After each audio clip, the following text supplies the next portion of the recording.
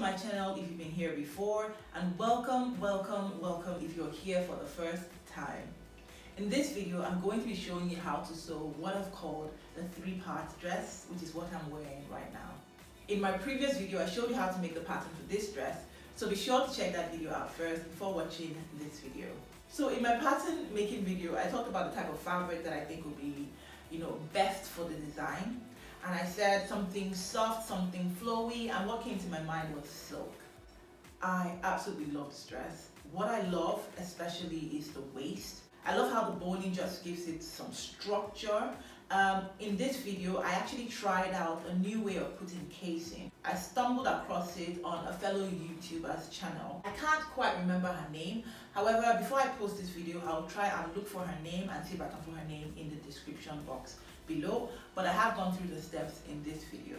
What I particularly like about the way of putting the casing is that you don't get to see the stitch lines in front or at the back of the garment. It's hidden right on the seam allowance, which is absolutely perfect. For me, this is a new method and I know that I'm going to be using it again and again.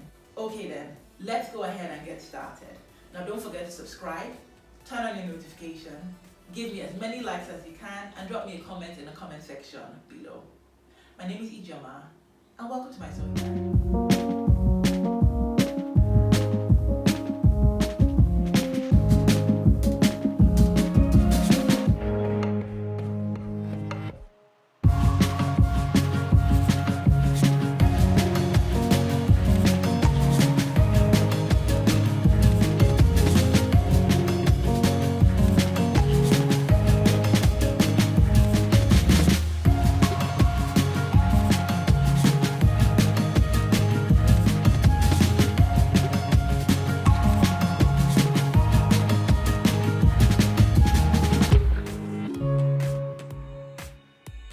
The materials you will need are your fabric of choice. I used about 4 yards of this beautiful silk fabric, lining fabric, same colored thread for sewing, contrasting thread and needle for basting, measuring tape, fabric scissors, invisible zip, pins, boning. I used about a yard of Ridgeline boning, and your manipulated 3-part dress pattern. I'll leave the full list as well as all associated links in the description box below. Cut your fabric according to the instructions on your pattern. You will also need to cut a square piece of fabric for creating the bias.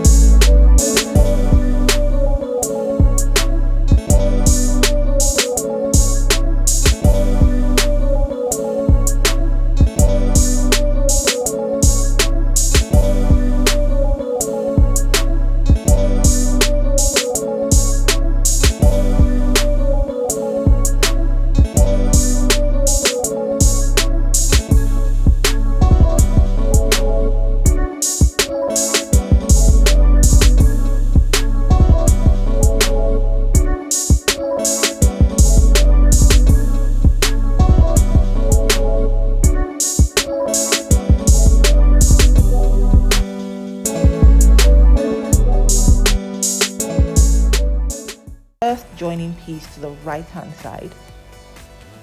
The next one will be placed to the left hand side, and so on and so forth. Go ahead and do this till you finish all the pieces. I ended up making 2 long pieces of bias. Sew all pinned areas with a 1/8 of an inch seam allowance and press the seam allowance open afterwards. Next, we'll be folding and pressing the pieces. Now I have a bias maker, but in all honesty, I find it a little too clumsy to use and prefer just straight up pressing the pieces in place, which takes a lot of patience. However, that is my preferred way of making the bias. So to do this, first fold the pieces wrong side on wrong side and give it a good steam press to create the first fold line. Then fold each edge in to touch the center crease line and press the entire length.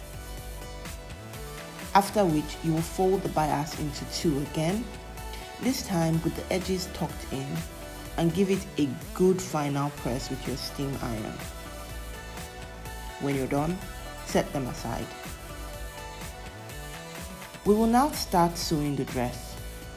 So cut 1 set of your front and back part 2s on interface and fuse it to the corresponding parts. The parts fused will be the main, and the other not fused, your lining. Then go ahead and join the main and lining pieces of the back part 2 with pins at the style line. Also do the same with the front pieces. Sew all pin pieces with a 1/2 inch seam allowance and press open your seam allowance afterwards. Measure the length of one of your front and back style lines, including the seam allowance, and note down they should be the same. Then go ahead and cut 4 bias strips in the length measured, 2 for the front and 2 for the back. Starting with one of your back pieces, pin the edge of each side of your bias strip to the edge of each side of the seam allowance. Then go ahead and do this for all the part 2 pieces. When you're done, stitch each edge to the pin seam allowance only with a 1/8 of an inch seam allowance and press down afterwards. Cut your ridgeline boning to the same length previously measured, less 1.5 inches. So my length was 7 inches minus 1.5 inches, and that's 5.5 inches. Now, I recently purchased this boning casing, which I'll be using for the first time in this video. If I didn't have it, I would have used the boning on its own, so it is not a must. I used the casing at each end of the boning. Insert the boning into each of the casing of your part 2 pieces and set these aside. Then, starting with your front pieces, run a loose stitch in between the notch marks on both sides to enable you gather these parts so that it fits into part 2. And then matching notches, and with right side on right side, go ahead and pin part 1 to the top part of part 2. Do this for your main and lining pieces, and sew all pinned areas with a 1/2 inch seam allowance, pressing your seam allowance open afterwards. Also do the same with your back, lining and main pieces, and that is sewing a loose stitch between notch marks, gathering it up so that it fits, joining it to the top part of the corresponding part 2 pieces with right side on right side and matching notches, pinning, stitching all pinned areas with a 1/2 inch seam allowance, and then pressing your seam allowance open. Now we create the main dress. So starting with the front, I'm placing right side on right side, join the skirt piece to the bodice piece with pins matching notches. Sew all pinned areas with a 1/2 inch seam allowance and press the seam allowance open afterwards. Also do the same with the main back pieces, and that is joining the bodice with the skirt by placing right side on right side, matching notches to ensure that you are joining the right parts together. Pinning, sewing all pinned areas with a 1/2 inch seam allowance and pressing the seam allowance open afterwards. When you're done, pin and press your 1 inch wide interface strips at the wrong side of the center back of each back piece, and then it's time to sew your zip. On the right side of your back pieces, pin your zip 1 inch away from the center back edge and starting 1/2 inch in from the top. So you'll be pinning right side of your zip on right side of the garment and with the teeth facing the bulk of the fabric on one of your back pieces first. When you're done pinning, go ahead and close the zip and locate where you have made notches at the center back, transferring the notch to both sides of your zip with your tailor's chalk. Then open the zip and pin it on the other back piece, right side on right side, with the teeth at the bulk of the fabric and matching notches. When you're done, stitch very close to the teeth with your zipper foot and close the bottom afterwards. Press your seam allowance open too. Then, with right side on right side, join your front and back main pieces at the side and shoulder line with pins, and then sew all pinned areas with a 1/2 inch seam allowance, pressing your seam allowance open afterwards. Set this aside. Join the lining pieces together by placing right side on right side, pinning the side and shoulders together, sewing all pinned areas with a 1/2 inch seam allowance and pressing your seam allowance open afterwards. With right side on right side again, join the lining and main pieces together at the neckline only. So first pin and then stitch all pinned areas with a 1/2 inch seam allowance. When you're done, snip the keyhole end to very close to the stitch line, trim the sewn seam allowance to 1/4 inch, and then understitch the seam allowance to the lining piece only, starting 1 inch away from the center back on one end and ending 1 inch to the center back on the other end. Basically, do not understitch the zipper allowance. Turn your garment to the right side and give it a good press. Then, with right side on right side again, pin and stitch the center backs of the lining and main pieces together close to the zipper teeth and stopping 1/2 inch away from the end of the lining. Turn your garment to the right side and give it a good press. Also tack your lining and main pieces together at the armhole and set this aside while we work on the sleeves. Measure the width of where your sleeves will stop on your arm and add 1 inch to this measurement. Then cut 2 bias strips according to the result. Mine was a total of 12 inches, so I cut 2 bias strips, each 12 inches in length. Run a loose stitch on the bottom of each sleeve piece and from one end to the other. And then gather the bottom of both sides with a loose thread. You want to gather it till it's the same length as the cut bias strip. Then with right side on right side, and with the bulk of the bias strip facing the sleeves, open one fold of your bias strip and pin it to the bottom of the sleeve from one end to the other. Do this on both sleeve pieces and stitch together with a 1/2 inch seam allowance.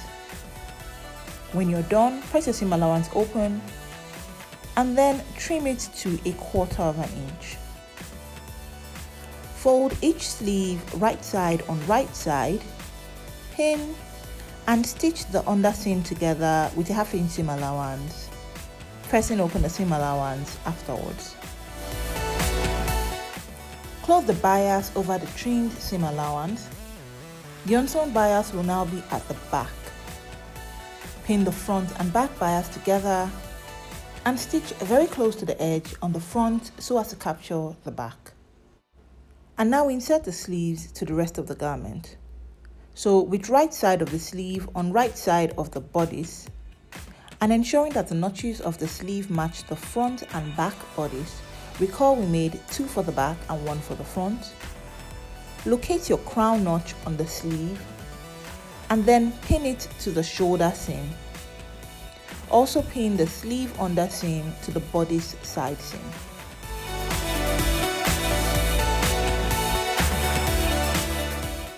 Then go ahead and pin all through. So because you've removed the excess at the sleeve head, you will not need to run a basting stitch at the sleeve head, and the sleeve should fit very well in the armhole. Do this for both sides and baste the sleeve and the armhole together so that there's no shifting while sewing. Sew the sleeve to the bodice with a 1/2 inch seam allowance, removing your basting stitch afterwards. As usual, I like to wait till the end to clean my raw edges so as not to take off my seam allowance and affect the fit. So go ahead and overlock all raw edges. Now you should be overlocking the lining to the bottom seam allowance like so. So because I used silk, after overlocking the hem, I did not see the need to hem it any further as it looked pretty good with just the overlock. Then on the wrong side of the front bodice, pinch, pin, and sew a 1/4 inch at the bottom of the keyhole with your needle and thread in a dart-like manner to define the bottom of your keyhole. And you're done! This fabric is so girly and cute, and I plan on wearing it out the next time I'm going cake shopping. Now don't forget to subscribe for more juicy sewing entries. Also turn on your notifications so you know just when I post them. Give this video as many likes as you can and let me know your thoughts in the comment section. Until next week, see you later. Bye.